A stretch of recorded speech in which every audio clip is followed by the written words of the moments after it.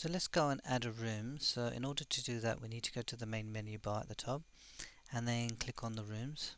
And once we get onto the rooms page, if you look on the right side at the top, there's a button that says add room. So if we click on that, and now what we are presented with is a form, and basically these forms here, where if I mouse over it's grayed out and also has a no entry sign.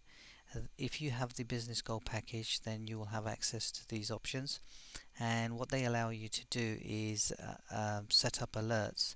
So for example, if this room was for under ones and you wanted to be alerted that if a child reaches above 1, then to alert you, so you can set that up for that. Let's go and set up a room. So if I set up Jupiter, and I'll say this is for under ones, and I'll say this room we're going to allocate 3 staff, and let's select an image. I have an image of Jupiter here, and then I submit. Once the room is saved, we get a message, and as we can see in this list here, we see the picture that we uploaded.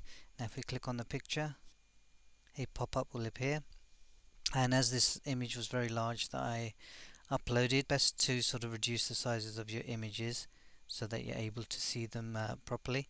But I just wanted to demonstrate that if you had a very large image, how it will show.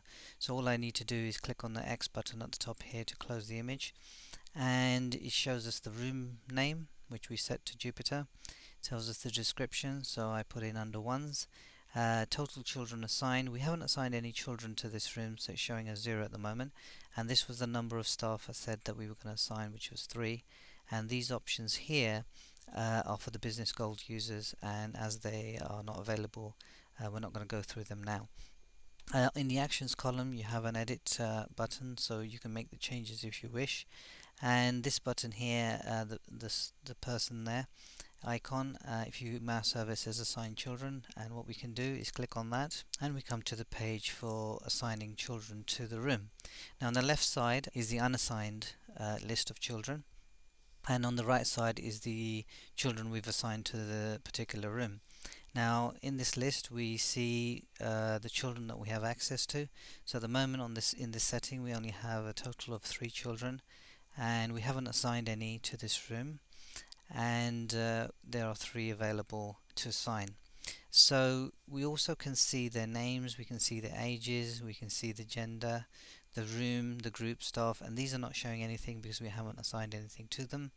And in order to assign a child, it's very simple. All we need to do is click on the select button here, and it assigns them automatically to the other side. Now if we wanted to unassign the child, and for example we didn't want to assign this child to this room, we just click on unassigned and it will simply move across to the other side, like so. So let's assign a couple of children into this room. So I'm going to assign him, and I'm going to assign him.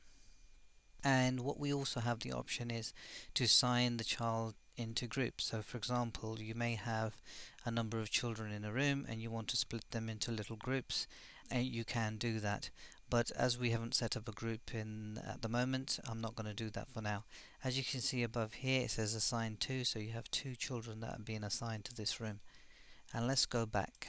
Okay, now we're back. We can see the children that we assigned it shows us the number 2.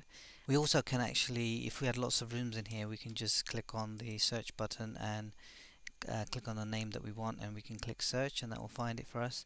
And if we wanted to delete this particular room, we can just click the delete button. So I hope this is pretty straightforward. As you can see, most of the functions within Early Tracker have been made simple and easy for you to use, so you shouldn't have much of a problem.